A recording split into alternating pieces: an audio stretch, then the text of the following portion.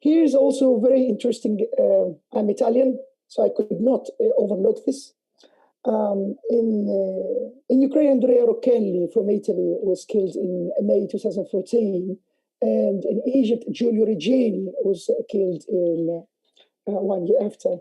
I'm running out of time. Again, Dr. Sameh, sorry for interrupting, but if you would wrap up in just 1 minute, please. Perfect. 1 minute, and then maybe you'll have the chance to go further with the questions. Absolutely.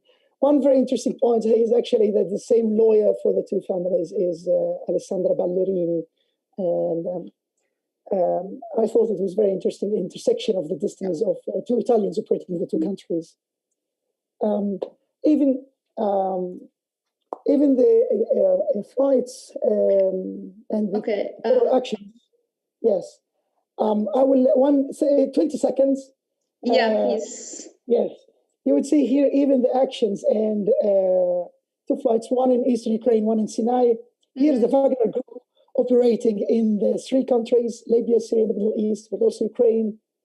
And this is for opportunities, and I think there's a lot of... Very interesting, very interesting, Dr. Sameh. Thank you very much for this outstanding presentation that took us back to some amazing revolutionary times.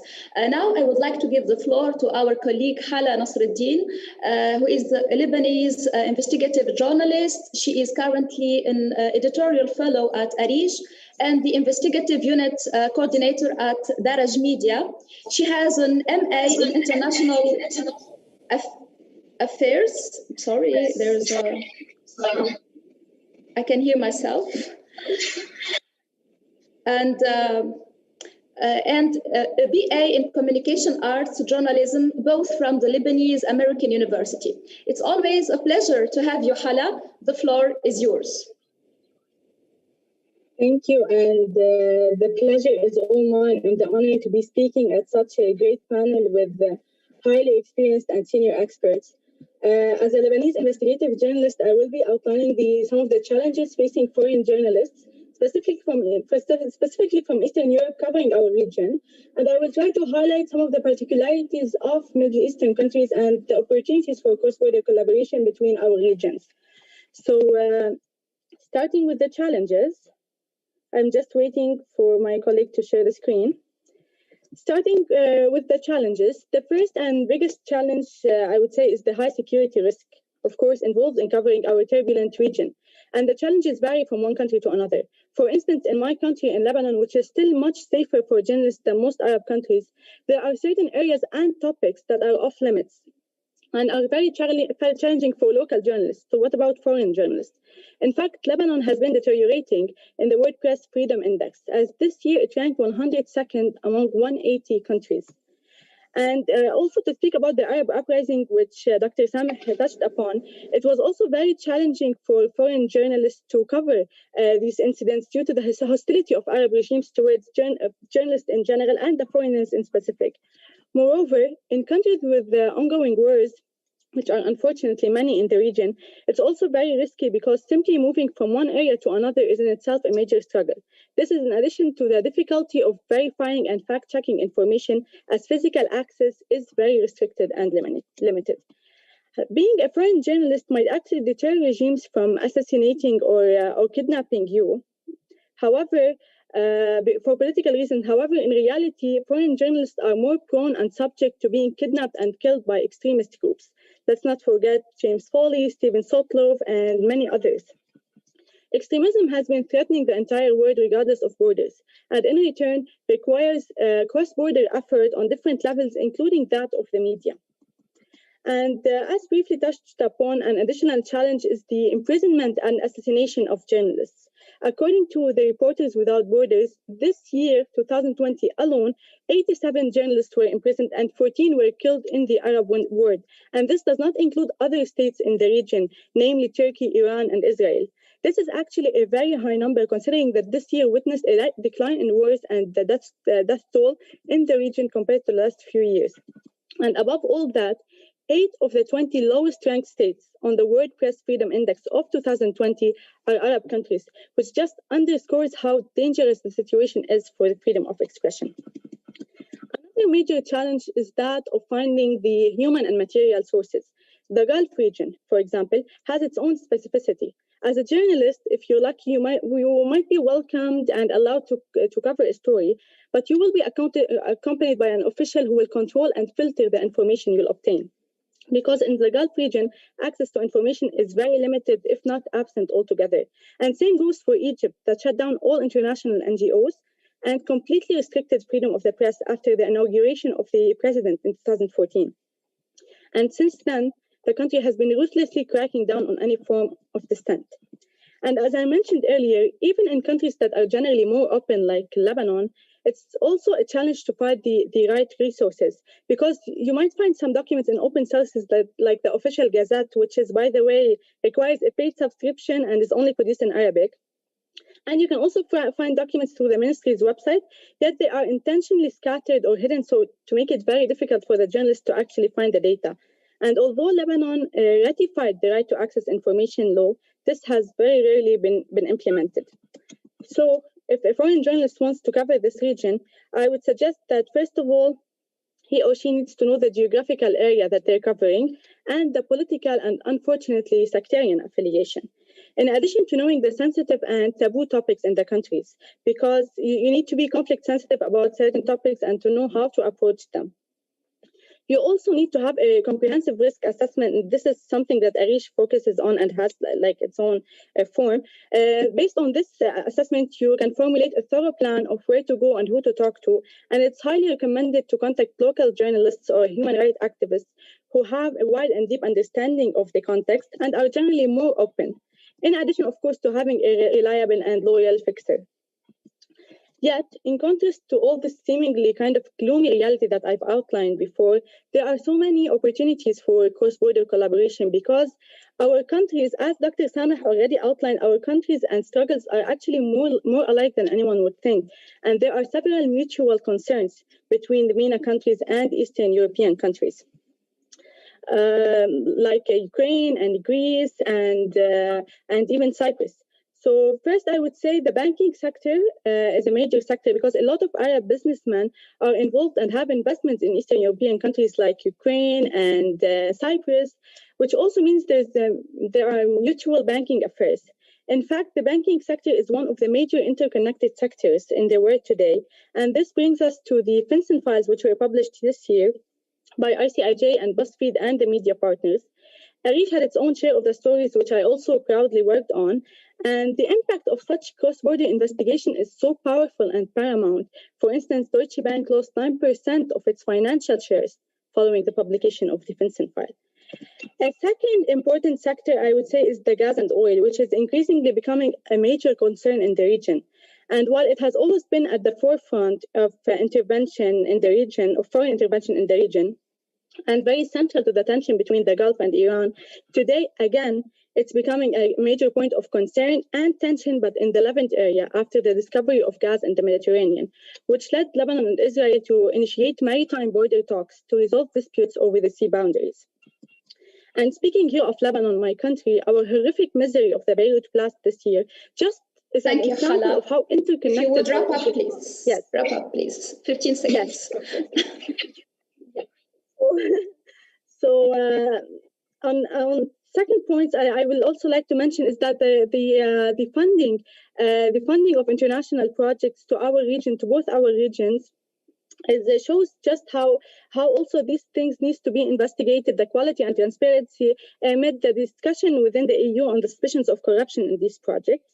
Finally, I would like to say that a great opportunity is the presence of institutions such as ARIJ, ICIJ, OCCRP, and GIGN to advocate for such cross-border collaborations.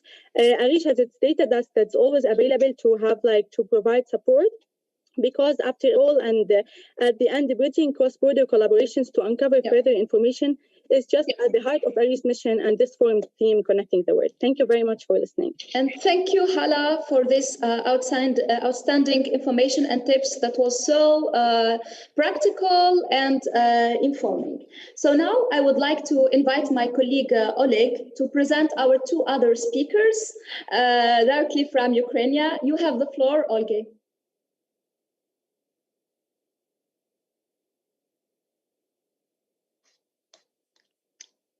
Oleg, you have the floor. If you hear us, yeah. Go ahead, please. Yeah. Do you hear me? Yes, we do. And we are so excited. To give the floor and to introduce Olga Simanovych, who is the regional editor of the Global Investigative Journalism Network. And she is covering the countries where the people understood Russian from the collapse of the Soviet Union. And the floor is yours. Hi, everyone. My name is Olga Simanovych, and I am GIGN regional editor based in Kyiv, Ukraine. Thanks for having me here. And let me start with introducing the organization I represent. Could you please start my presentation? Thanks. So, Global Investigative Journalism Network is an association of 203 organizations in 80 countries of the world. All these organizations are non-profit, non-governmental organizations dedicated to sharing and advancing investigative journalism all around the world. Among them, there are small regional organizations as well as huge networks like OCCRP or ICIG. But we are working not only with our members. We provide help on reporting in capacity development, funding to all investigative journalists around the world. GIGN is working as a global media hub for resources, expertise, and contacts.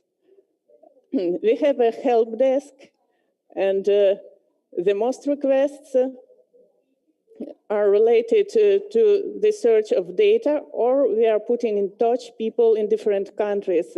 They can be journalists, experts, and all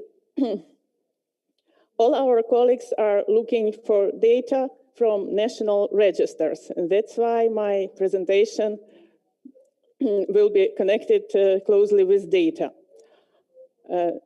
Also, GIGN provides GIGN organizes the conferences. Last conference took place in Hamburg last year, and we invited about 1,800 journalists from all the world.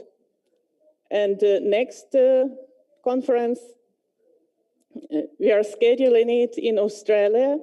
Hope the COVID pandemic won't prevent us, and we'll have grants, travel grants or fellowships for journalists from developing countries to visit this conference.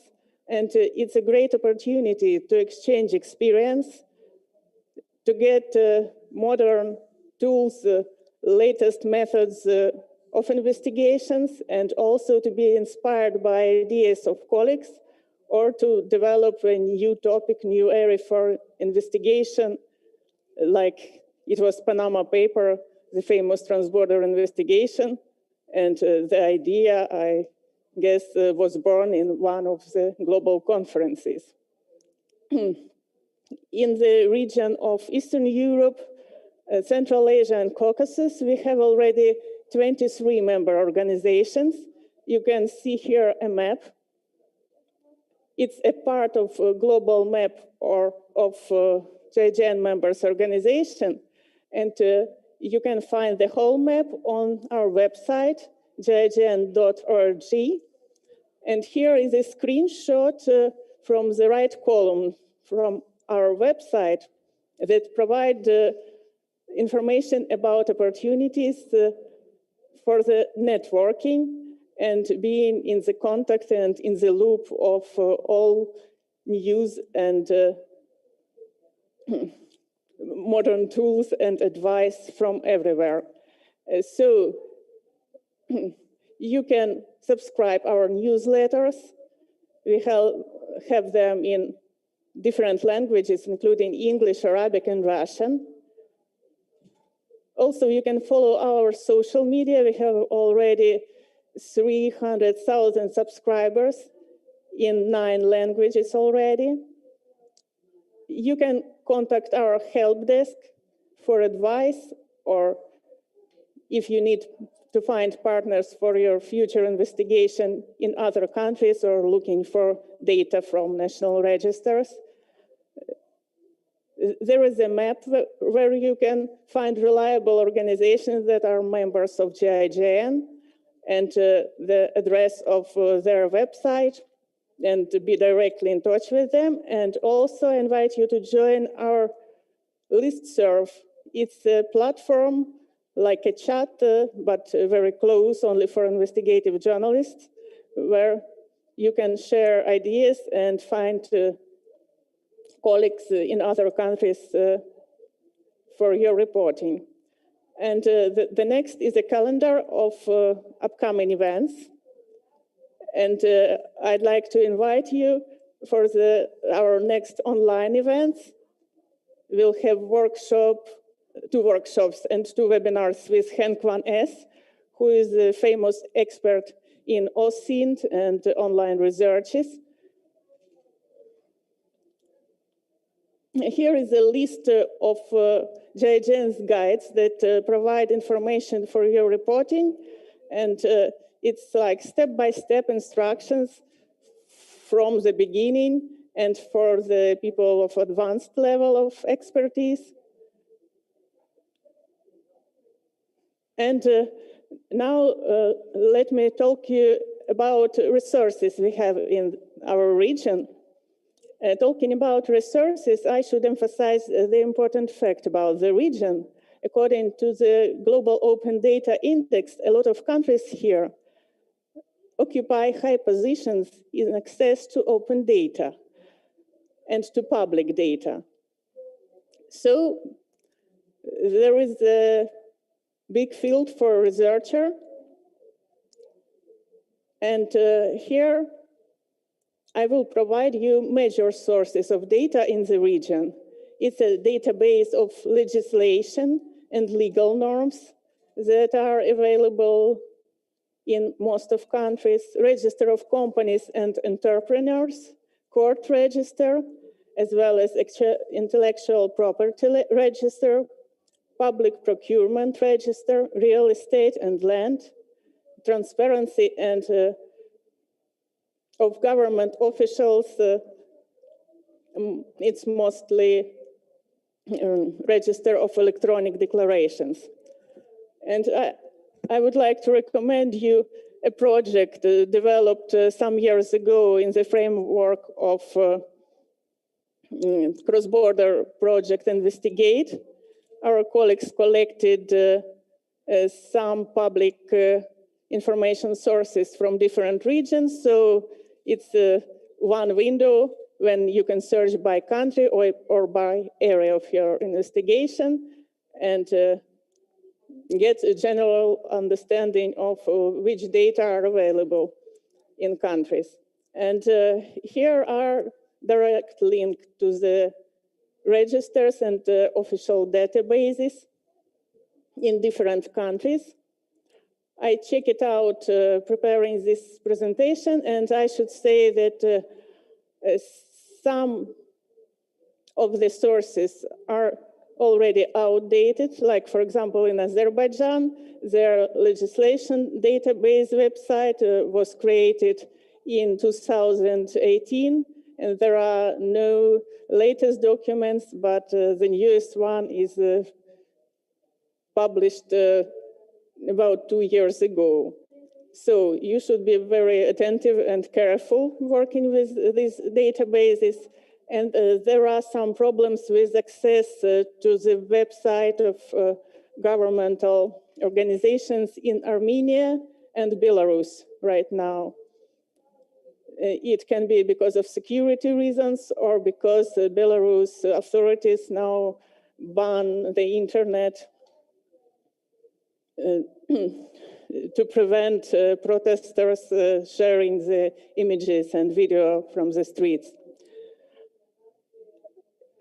Here you can search in different countries. I will share with you this presentation and you can get it by mail. I think organizers can send it to you. But I should emphasize that data could be outdated. What challenges in the angle of data you can face?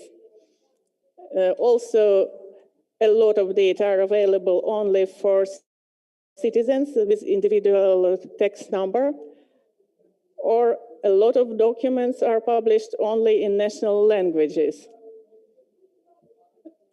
Also, authorities can just close the access to those or another data, or change their regulations and laws, as it was in Ukraine with constitutional court recently.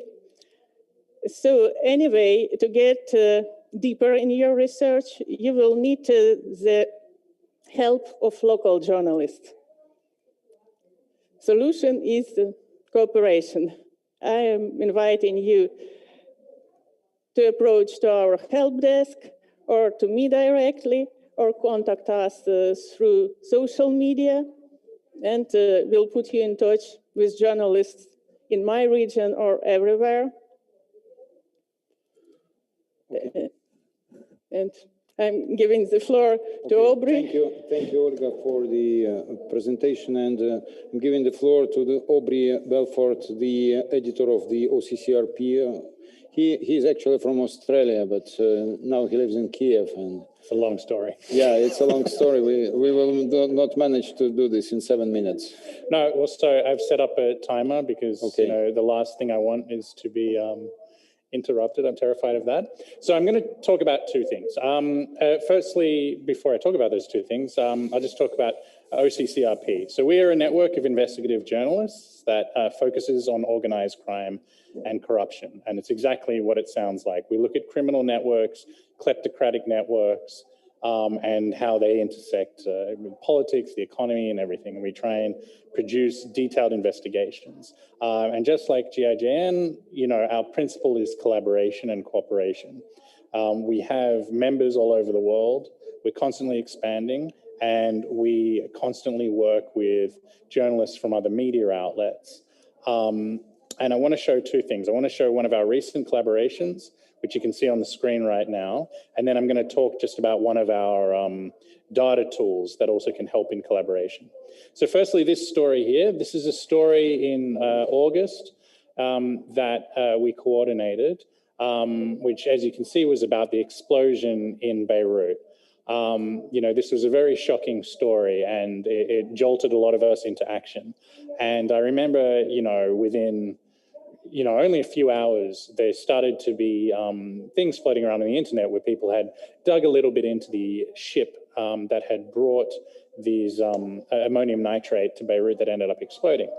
And I looked at it and I realized that, you know, this is really a job for our expanded network. So we reached out to journalists across the world and pulled together in that 2 weeks a story that uncovered a lot of shady stuff behind that shipment, you know, the ship, the Rosas. So this illustration just gives you an idea of the kind of international nature of corruption, and also the way specifically that the Middle East and Eastern Europe are linked. So the ship that blew up in Beirut, well, sorry, the ammonium nitrate that blew up in Beirut was shipped in on a ship called the Rosas, which was registered in Moldova to a, was owned by a company in Panama, then leased through a company in the Marshall Islands. Everyone thought the owner was a Russian, but in fact it was a Cypriot. It had Russian and Ukrainian crew. It was certified in Georgia, and they were trying to ship ammonium nitrate to an explosives factory in Mozambique, whose owners were linked to terrorism investigations in Europe. So it was a very complex story. And so we reached out to the broader network. And so straight away, we got journalists working on this from the Middle East, you know, from Lebanon and from Jordan, you know, our friends at ARIJ and Daraj. We had Cypriot journalists working on this. We had Russians and Ukrainians working on this. We had Moldova working on this. We had journalist colleagues in Mozambique and South Africa, and also in Europe. And we're able to pull together that story. And, you know, it's not like this is a unique story. Just for, an example, Cyprus, which was key to this whole story, Cyprus is a favored destination for business people and crooks from Eastern Europe, former Soviet Union, in order to set up companies that are part of the European Union. Cyprus is also very popular for unsavory actors from the Middle East. Cyprus is also, very short, boat ride from Turkey and from Lebanon. And these stories keep overlapping. But the key thing in this was just the fact that we recognized very quickly that this was a story that involved all of us.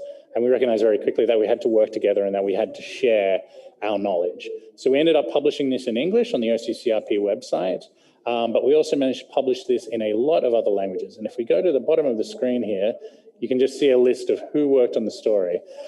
This is, and this is only the tip of the iceberg because, of course, we have our, teams of people that set up all of the kind of technical stuff that allows this to happen.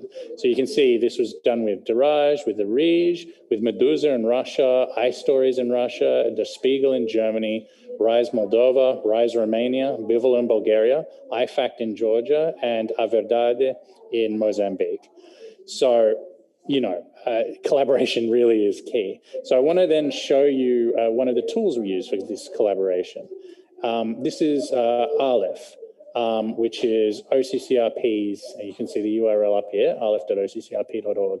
This is OCCRP's own kind of tool for being able to manage large data sets, to upload documents and share them with each other.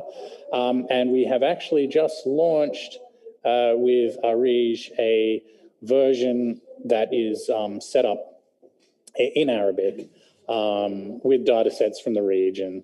So if you go into aleph.occrp.org, you can set this to Arabic and you can look through those Arabic data sets. And I think Rowan can give a better explanation of how it's all done because it's brand new. And also if I try to use it, I don't read Arabic and everything also flips 90 degrees running right to left and I have no idea where anything is. So I want to give a quick example of what Aleph can do. And I've just put in a collection of public documents. These are just documents to do with Donald Trump's Scottish golf courses. So this is all just stuff from the UK Companies Register, from Companies House. And what you see we can do. So here are the documents that we've uploaded. Let me just slide across. You can see in here that you have, for example, here are the documents for, okay, it's taking a little while to load. Okay, so these are just PDFs that we uploaded. So these are things that you take down from the database, you dump them in there. And what it does is it automatically reads these documents and it looks what's in there and it says, okay, these are the emails that are featured in these documents and these are how many times they show up. These are the phone numbers. These are the countries it comes up with. Here's are the names that come up there. You see Florida Department of State. Here is SLC Turnberry Limited. So you know that that company is something that you should be focusing on a lot. It also goes through and it separates it out by document types. So emails will come up, images will come up. So all of a sudden there, any images that will be in there will be extracted. You can then keyword search those documents. You can also build visualizations. You can do all sorts of stuff and it would take me forever to go into it. But basically, if you're working in a big team, you all set up Aleph accounts, whatever documents you're working with, you dump them in there, it's completely secure, and it's basically going to do that first bit of analysis for you. So I could go a lot more into it because there's a million things you can do with this. I mean, you can go through, you can compare between different data sets, you can build these visualizations, you can set up alerts. Honestly, I don't even know how to do a lot of it yet because a lot of these features are new, but you should just start with it and you'll have a good time. Okay, I'm on 8 minutes, so I think I'm good, right? Yeah, you're good. Thank you, Aubrey. And Amal, do you hear us? I'm returning the floor to you and we can follow the discussion or come to the Q&A session. Yes, Oleg, thank you very much. That was really incredible, very outstanding presentations from both Olga and Aubrey. I hope that our audience could have benefits from this outstanding work. But I would like to ask you first if you want to have the questions from your audience, and then I will have questions from our Arab audience before we close Oleg. Did you get that? Yeah. I have the question to the Arab audience or our Arab speakers. The question was that how the reporter from the post-Soviet countries could approach the and find the partner who will help him in access to public information in case he needs, since it might be in Arab language. That's really interesting. Maybe Dr. Sameh would like to answer this. So thank you so much, Oleg Dujdiaku. I think in one word, I think ARIJ and ARIJ team would be a perfect entry point to the investigative journalist in the Middle East. Mm-hmm. Mm-hmm. Does ARIJ have the list of the public registers of the countries that they are working in? So, meaning the MENA region. Is this available in English somewhere? Yeah, go ahead, Sameh, and then Hala, she could talk even further about this. I trust it is the case, actually, Oleg. Okay, yes. Go ahead, Hala. Yes, ARIJ has its data desk and research department, and you can, through ARIJ's website, you can just request a file to actually get information, and they'll respond back to you because they have access to plenty of databases in the region and public registries and the official gazettes in the different countries. So yes, ARIJ can provide this, and ARIJ can also coordinate cross-border collaboration, and they're working on this, definitely.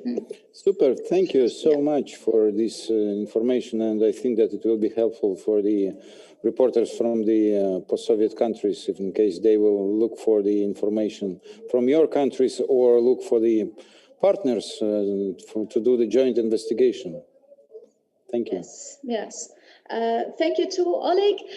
We have some questions, and many of them actually were asking how could the small newsrooms get contact with bigger newsrooms in order to have collaboration working on investigative stories between Eastern Europe and the Middle East or the Arab world. So maybe Olga and Aubrey also can give further information about this.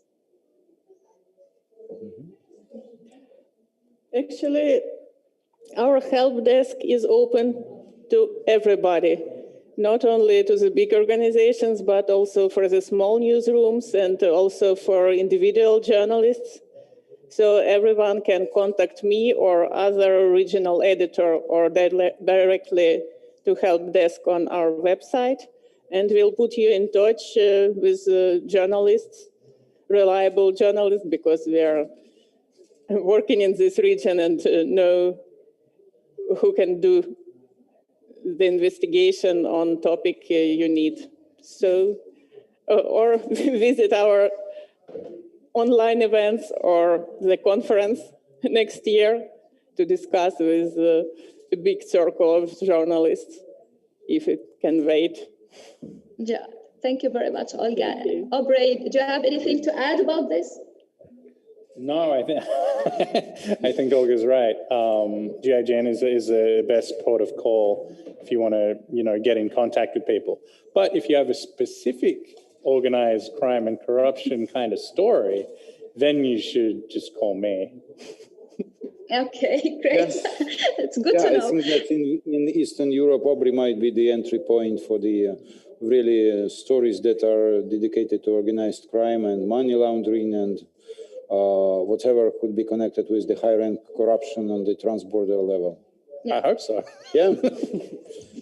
Quite sure. Yes, I have another question for Dr. Sameh. We had this question asking, what would you tell Arab media and civil society of the importance to understand other regions? It's absolutely vital. If you really don't have the backgrounds on what is going on in the country, in another region, like in particular, for example, Ukraine or Georgia, you really need to get into contact with the local support. That means if you're working on investigative journalism, this is a group we have with us today on the panel. This is a perfect entry point. If you are on the civil society, let's say you're focusing on human rights and trying to learn from the shared experience, then there are groups like Helsinki Group or Zmina. These are very good. But you could also address me with any email you have, or the colleagues, of course, in Ukraine directly. If you're working on in whatever you're working on, you really need to take off the glasses through which you look as a Middle Eastern and start putting yourself on the other side and digging, and you would find that very similar patterns exist to what you have at home, but you need local support. It's totally true. I do really agree with you, Dr. Sameh. Another question maybe we have for Hala here, who are maybe a role model for many young investigative journalists and journalists in the Arab world and the MENA region specifically. What would you say to the journalists who are attending this panel, Hala, and dreaming of becoming investigative journalists and having a great opportunity to have fellowships maybe in ARIJ or other organization and work on cross-border investigations? I would tell them that the Arab world really need investigative journalists. This is something that we really want. We have a lot of issues. We have a lot of corruption and injustice. So this is something that we should definitely work on. There are a lot of opportunities to work on. ARIJ, for example, opened its fellowship, and the application is ongoing till December 23rd. And also other organizations, they always have fellowships and trainings, so they need to be more involved. They need to try to always have the passion to actually uncover investigative stories or uncover patterns in their countries. I think there's just a lot of opportunity, and they should be willing to do the cross-border collaboration and to follow the different patterns across the regions, like, for example, what we did with the Princeton and so on, and what they did the OCCRP with the story on the Beirut blast. So I think there's always room for cross-border collaboration, but they should work really hard on it. Great. Thank you very much, Hala. That's really inspiring. Maybe I have a final question for Aubrey here.